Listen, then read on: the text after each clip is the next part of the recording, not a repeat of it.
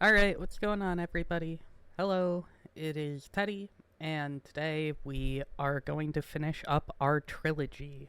So, if you don't remember, the first video I made was, and let's see if we can pull it up here. Oops, 1 second. We decided to make a video talking about the new commander bans. We did this, I believe, a day after, and reception was, well, pretty positive, all in all. 77 views, 1 comment, and only, what is it, 1 dislike. Not bad, considering I was on, talking about it from a casual point of view. And personally, I didn't mind the commander bans. I thought they were okay, and they're going to improve commander for a lot of casual players. Now, you might see where this is going, but if we go over to our second video, where I decided, rather than talking about the Commander Committee's response, I was instead going to react to one of my favorite Magic content creators, Wubby. And I reacted to these new Commander bans are historic in a terrible way video. And his video was 15 minutes long, and I did a pretty good job. Honestly, for my first React video, not bad. And, reception was quite negative. Or, at least quite, what's the word? it was controversial. And, I don't blame them. I come in here and I talk about how I disagree with a lot of Wubby's opinions. There were things I couldn't disagree with, like his take on Soul Ring not being banned. Why is it not banned? Who knows? Well, we all know, but reality. I know I like to joke about, like, we don't know why Soul Ring's banned, but of course we know why it's not banned, because everyone has one. But all in all, thank you for the support on the Wubby React video. I might try reacting more in the future. I was pretty happy with how it turned out, considering this video was 15 minutes, and I guess I reacted for 45 minutes, so not bad. But let's talk about what today's video is about. The end of the trilogy is going to be reacting to the, hopefully, final update on the story from Wizards of the Coast on the future of Commander. So, I'd like to say a little bit of a foreword. Over the past couple days, I've recorded an entire video, 25 minutes of me just talking, like in the original video that I posted, giving my opinions on the new Commander ban, but talking about what had been brought out to display by the community. And the behavior's been really disappointing. I mean, I say I represent the casuals who, if we're gonna use Magic's new power scale, which is a bit of a leak or a spoiler for what we're going to be talking about coming up. I would say I represent the ones on the power scale. The ones are here, they're the casuals, and I feel like the twos and the threes, since they make up the majority of the internet community, they have a very loud voice, and unfortunately they are also very strongly opinionated, and like most Magic players, they are also not very socially intelligent. So this led to, but that's just an internet problem. So we'll get into that more, but let's just talk about and read the entire document for what Wizard says about the matter. Let's see what's going to happen. The past week has been tumultuous for Commander fans, members of the Commander Rules Committee, and the Magic community as a whole. Along the way, we've seen players and fans share a diverse range of passionate opinions, far too many of which were harmful or malicious. This is kind of what I was alluding to. Commander players, you've disappointed me once again.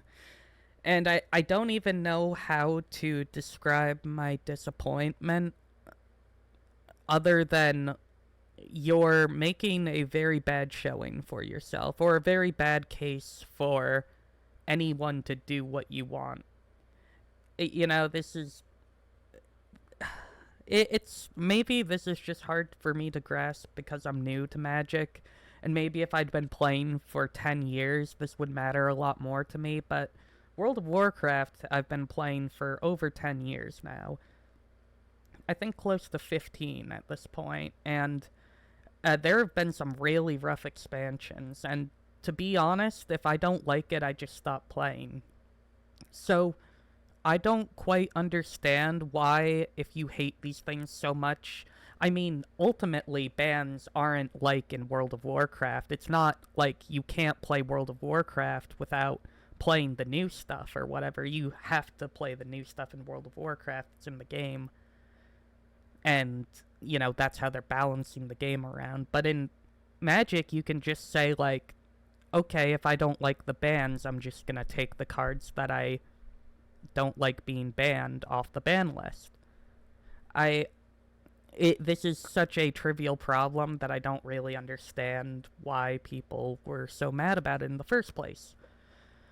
Below and over the next few days and weeks, we'll be discussing quite a bit about commanders, starting with the most pressing. Over the past week, the conversation has escalated, culminating with unacceptable personal threats to safety of members of the Commanders Rules Committee. Not only that, but also the Commanders Advisory Group, so it wasn't just the Commanders Rule Committee that was hit.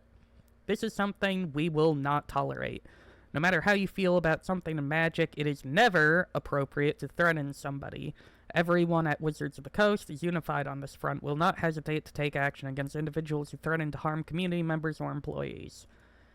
Yeah, this is kind of what I was talking about. I'm very, and as I said, I'm gonna try and not repeat myself, because a lot of this is just kind of like being like, no, bad. You did a bad thing. And this isn't really meant for everyone. Now, I'd like to say that while I have a lot of vitriol for online Magic players for thinking that they are the majority of Magic players, I think you overestimate how many of you there are. And while there are a lot of you, and you guys are the guys who I don't think, like, you know, attend the cons, you fill up the tournaments, you do all of these incredible things, you do community challenges or whatever, you're not really, you know, there's a lot of people who aren't online, who don't share their opinions, and are more casual. And while as I said, I take out a lot of my, I usually talk about you online people, I'd like to make a special note here that, not everybody who was online was taking part in the threatening, death threats, doxing. Not everybody online was part of this. And while I think we're all losers because we're all playing Magic at the end of the day, and I'm the Omega loser because I'm uploading my opinions on Magic in video form, the people sending death threats, doxing, threatening to remove the RC from their positions at the time, these people were the most insufferable losers, and I would go farther than that, but they're awful, and I think we can all agree on that. This week has also demonstrated the truly monumental task that faced the Commander's Rules Committee. The Commander RC is made up of 5 talented, caring individuals, all with other jobs and lives which they must balance with managing the most popular format in Magic. It results in incredible amounts of work, time spent deliberating, and exposure to the public. To be fair, the exposure to the public thing's completely unnecessary, right? You don't need to make the Rules Committee like this open board where we can all see their names and what they do. You can just say, like, hey, secret board or whatever, Rules Committee is now going to be the secret board of anonymous individuals.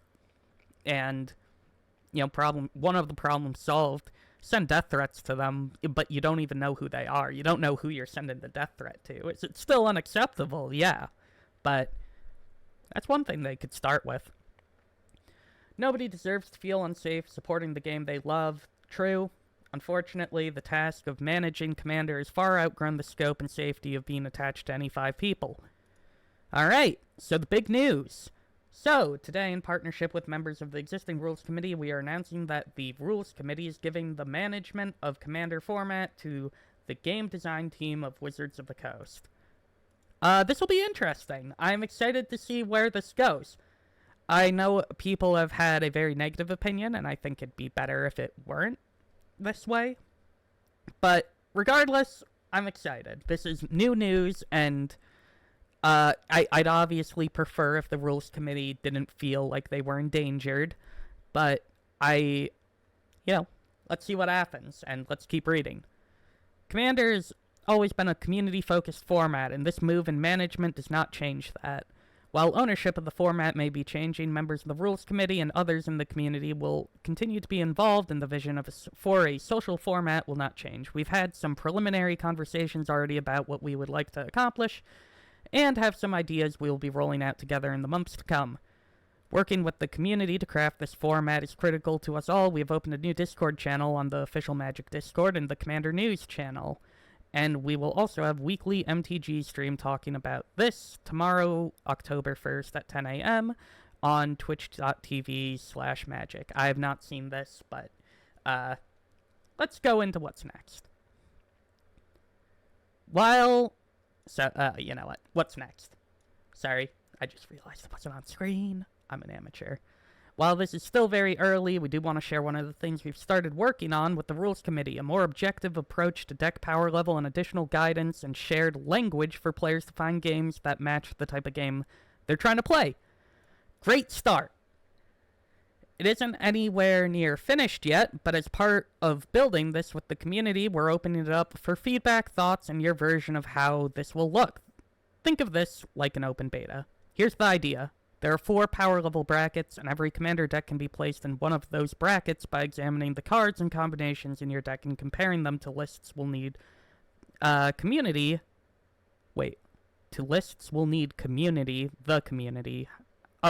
help to create. No, that makes sense. I just am an idiot. You can imagine bracket 1 is the baseline of an average pre-constructed deck, or below, and bracket 4 is high power. For the lower tiers, we may lean on a mixture of cards and a description of how the deck functions, and higher tiers are likely defined by more explicit lists of cards. Okay! Let's keep going for a little longer, because I'm curious. For example, you can imagine bracket 1 has cards that can easily go in any deck, like Swords to Plowshares, Grave Titan, interesting, and Cultivate. Whereas bracket 4 would have cards like Vampiric Tutor, Armageddon, and Grim Monolith. Cards that make the game too much more consistent, lopsided, or fast than the average deck can engage with. Okay, that's super interesting, because if you remember, in my original... I don't know if I said this in my original video, but I definitely said it in the Wubby video, so if you haven't seen the Wubby video, me reacting to his opinion on the rule changes, go check that out. But I said that there are 4 categories of players. There are casuals over here. There are hardcore casuals, which are group 2. There are casual hardcore players, group 3, and there are hardcore players, which is group 4. This is how I categorize every game. You know, World of Warcraft has it, Borderlands has it, and, you know, presumably Magic has it.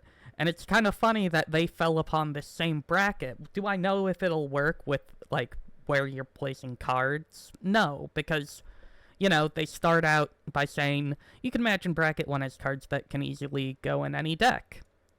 Swords to Plowshares, Grave Titan, Cultivate. So, I mean, Vampiric Tutor could easily go in any deck. There's no reason not to slot it in. But I get what they're trying to say.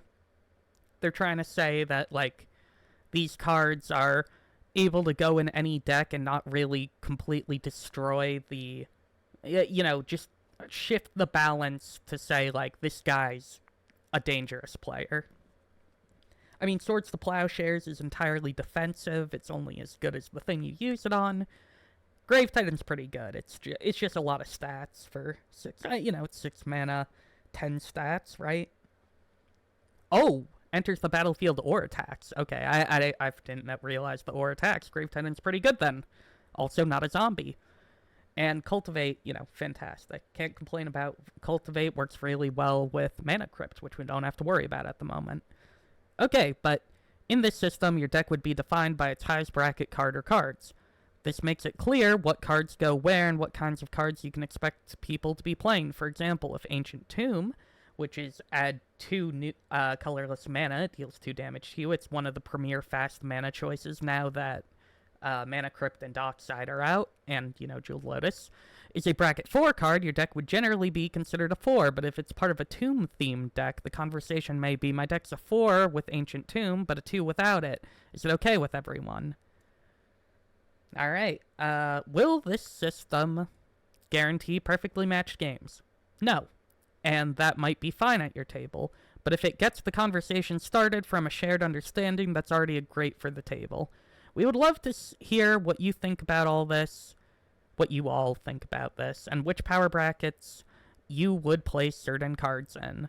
We will also be evaluating the current banned card list alongside both the Commander Rules Committee and the community. We will not ban additional cards as part of this evaluation. While discussion of the banned list started this, immediate changes to the list are not our priority. For now, this is an important point. For now, the safety and well-being of the Rules Committee is the priority. What has happened this past week is entirely unacceptable. By working together as a team, we can shoulder the responsibility of this format and everything that comes along with it.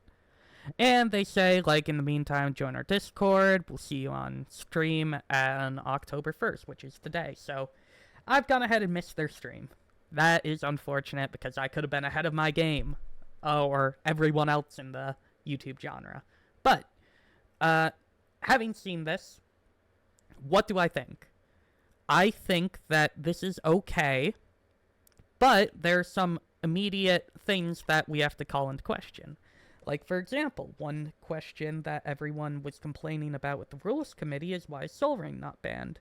Now I'm going to give my opinion on why I think Sol Ring's not banned, because as you said, as they said here, we'd love to hear what you all think about this and which power brackets you would place certain cards in.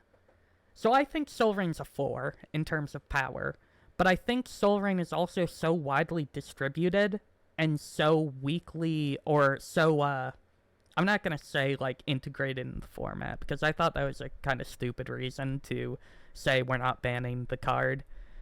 But I get why they really did it. It's because if they banned Sol Ring, for example, they are banning every precon except for one of them in the entire format, which, as you might expect, when the majority of your players are casual and,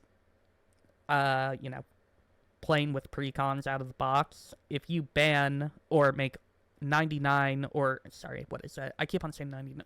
All but one of the precons illegal out of the box, that's going to totally ruin a casual's, start for the game, because they won't be able to just say, alright, I want to pick up a precon.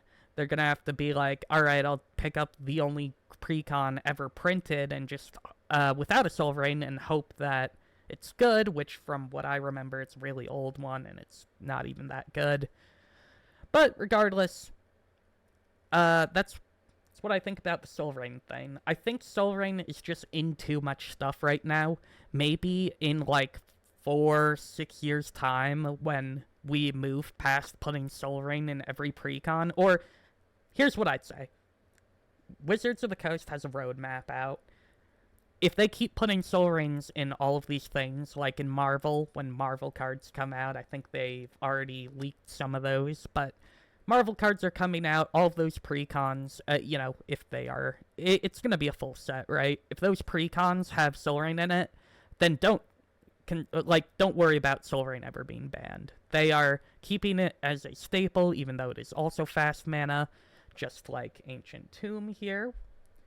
But, yeah, what do I think? I think the power level system's going to be interesting, and I think that this is a very interesting deck building restriction for a lot of people, because as one of my biggest complaints, actually, funnily enough, when talking about the Wubby video, go check that out. I think I've already said that. I don't even know if I'll link it here. But when I was talking about the Wubby video, he said this is going to hurt lower power level players, the Dockside, Jeweled Lotus, Mana Crypt ban, because he usually builds jank decks that have no synergy at all, and then slots these powerful cards in them. Could he still do that under this format? Yeah, with the same argument that my deck is a 4 with Ancient Tomb, but a 2 without it is okay with everyone. He could still do that, but I think it's a very good habit for people to get into that if you're building a 5, for example, you don't include cards that you would say on average are played in, like, if we looked at every deck that plays it, the average power level would be an 8.